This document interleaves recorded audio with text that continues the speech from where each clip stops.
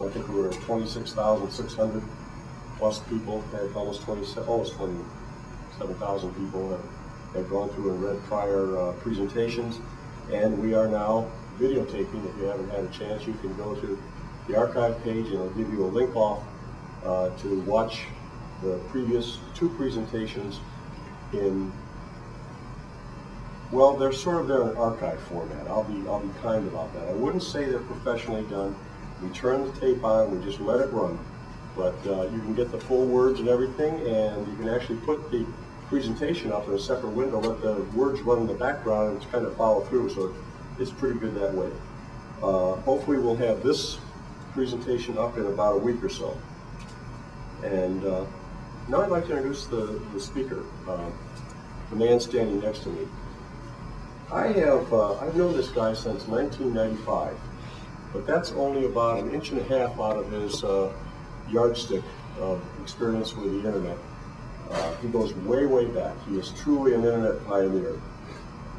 The way I characterize it is, he worked for Vint Cerf before Al Gore did, you know, in making the internet. He really was one of the guys creating the internet. He is the author of RFC 822, which is the seminal definition of what email is. And email, in my mind, is the killer app for the internet. Nothing else on the internet has had as big an impact on people or is as widely used, even the web, as email is. That also implies, and it's true, that he's been very active in the Internet Engineering Task Force, going way back, I think, and for sure until the 80s. I don't actually know when you got active in the modern idea started in '89. So I can't go back probably that, but he's been very active. That chaired various different groups of that. Also been manager for various networking companies around here, including VP of engineering for Wollongong. And if you go way back in TCP/IP and engineering, you know Wollongong as the name of the guys that were doing the early TCP/IP. So he's really been there. Since that time, he has been involved in a number of startups. I think he's a startup a year almost type thing, the way things go in the Valley. But an excellent speaker to give us a review of where the internet's come from, how it got to where it is, and what it's likely to be doing in the future. So, Dave, thank you. Thank you, Bill. Let's see. This is not on, I gather. Should be. It's just pretty quiet. And I'll just guess you guys can hear me. And I assume there's a microphone on that that's doing its thing, and it'll get whatever it gets, okay? So good evening, thanks for driving in. Lovely weather we're having. I hadn't understood the level of flooding they were having down in Los Angeles until I just saw the news. But apparently the rest of the world thinks we're all underwater. And perhaps some of the drivers for tonight were also. The title is whimsical because, frankly, I find most history discussions and future prediction discussions to be either boring or silly or both. And so I figured that rather than pretend it wasn't silly, I'd just give in from the start. The other is that predicting the future is fun and generally, I think, useless except as entertainment, unless you're talking about the future as in next week. But somehow I don't think that's worth bringing people to a presentation for. So what I want to do is make sure we understand what this interaction is supposed to be about. Bill went over my background. I have a pro forma slide that I'll do very quickly.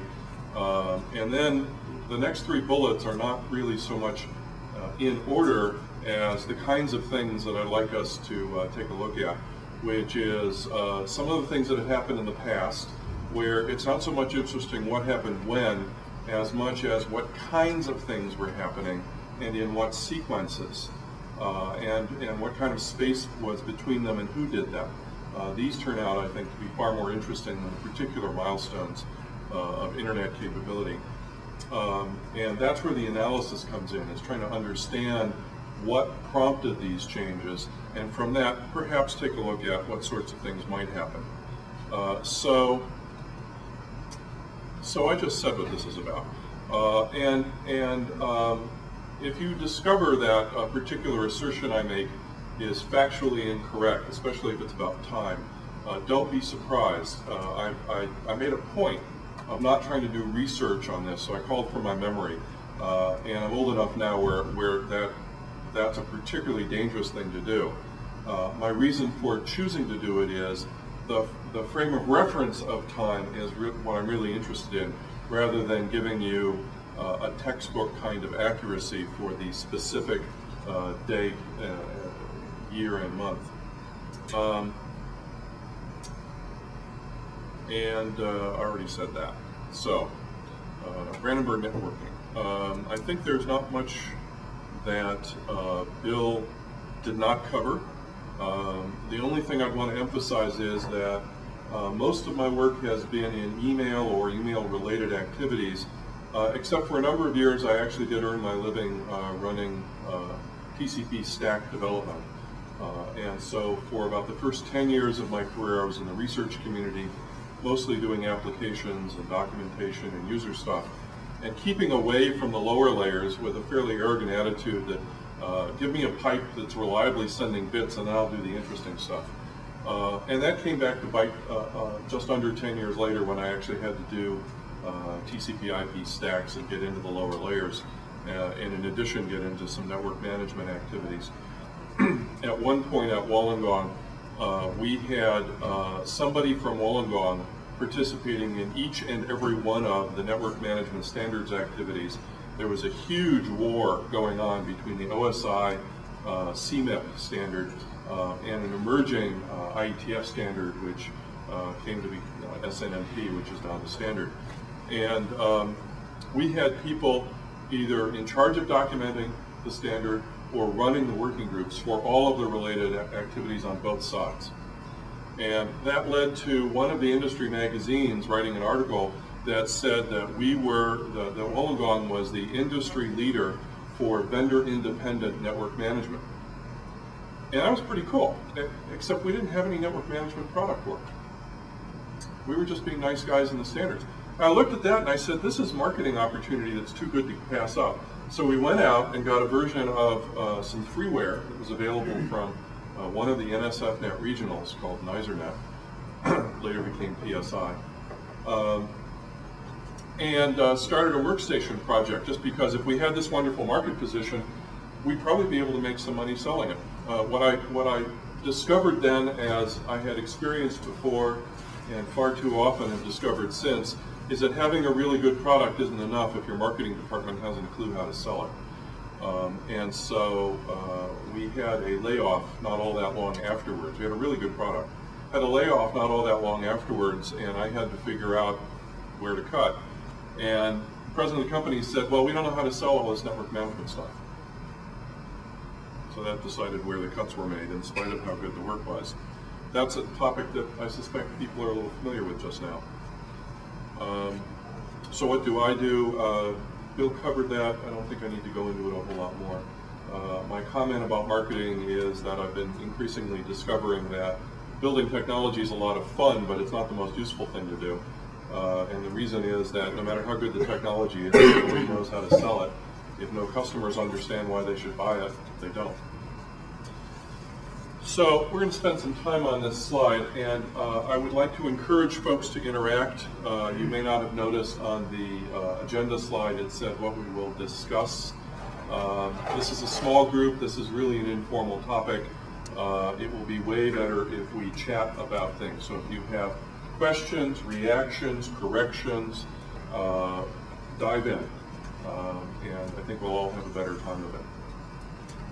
Purpose of this slide is to look at the timeline of development that we've had over the net.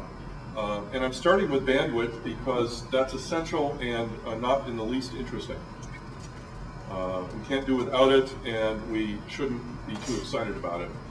Other than to note that the rate of increase has been pretty remarkable, and that what we can do today is really astonishing compared with where we started.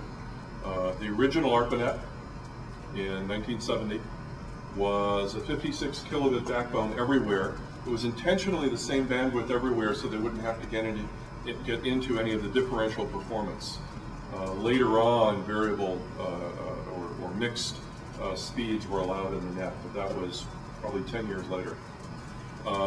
And dial-up, or user access, which is what the lower numbers intended to show, 1200 bits per second unless you were in some fancy university computer science department hardwiring. I remember that at UCLA, most of our terminals were in fact slower than that. We had one hard copy terminal that went at 1200 bits per second, 120 characters a second. And that was really astonishing. I mean, it's just incredibly fast. And we had a visitor from MIT, a guy named Marvin Minsky. And for those not versed in computer science history, that's a fairly important MIT name, especially in AI. And he was on vacation, and he'd stop by to check his email. This is about 1973 or 4. He had his kids with him. Now, his kids are growing up at MIT with the kind of resources they had. And at one point, I was typing on this 1200 bit per second terminal, really enjoying its blazing speed. And Minsky's son sort of watched for a while and then turned to his father and said, "Dad, why is this so slow?" And that's a phenomenon that was true then that we still experience. One of the messages that I like to point out to people that I've discovered in watching what the reality of resources is around the net, around the whole net, is that we get used to capabilities around here in particular, unless you live in Sunnyvale where I do, and then it takes longer. We get used to, it was the test bed for cable television, for cable internet access, and they could not deliver it to my home, because it turned out that the Sunnyvale cable plant was about as bad as you can get. And the folks at Home worked really hard to try to figure out a way of fixing that, to get me on, and they couldn't. But that kind of disparity of what the best is versus what the average is versus what many people experience is something that we lose track of very quickly in these kinds of environments. We lived in Malaysia for a year at a university about 20 miles outside of Kuala Lumpur. We had good resources there, nothing to complain about. We had two sources of subscription television access. One was a satellite and one was microwave. There was no cable, there wasn't likely to be cable. It's not a real good environment for laying cable. It's a little wet there, much worse than this. And it's wet all the time with high humidity. And around that time, people in the US were going that interactive cable access was going to be the future of the internet. And so I'm trying to figure out how that's going to be true in much of the world where there will be no cable. There will be satellites, there will be other kinds of services, but there's not going to be any cable for a long time to come. The bandwidth, I have some of this in bold because I think they're particularly significant. And what I found interesting when I was putting this together is if you can get DSL and off of one of the comments from earlier, and if the company that you're getting it from stays in business, then you get a roughly T1 level of access, at least in a download. And if you want to pay some more, you can get a little better than that. But T1 is not so much the average access today as it is a reasonable high end to shoot for. I'm actually suspecting that while there will be pockets of better performance 10 years from now, or certainly 8 years from now, I have a feeling it's not going to get all that much better in any wide scale.